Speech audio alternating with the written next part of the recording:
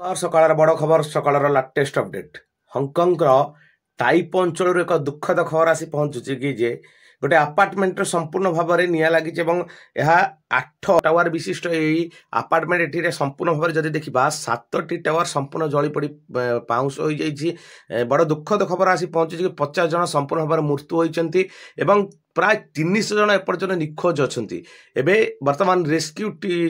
ଚାଲୁଛି। ଏବେ ବର୍ତ୍ତମାନ ଯଦି ଦେଖିବା ରେସ୍କ୍ୟୁ टीम का स्ट्रिंग ऑपरेशन चालुअछि एवं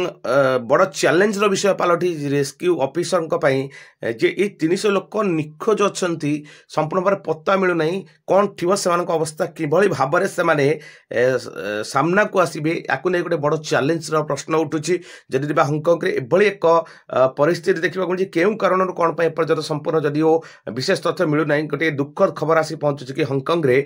जदि देखा संपूर्ण भाव में 8 टावर विशिष्ट एक अपार्टमेंट रु 7टी टावर संपूर्ण भाव जली पड़ी पाउंस हो जाइए। जदि देखिए एभली एक दुखद खबर आसी पहुंची कि 50 जन संपूर्ण भाव मृत एवं प्राय 300 जन कि आहरी अधिक प्राय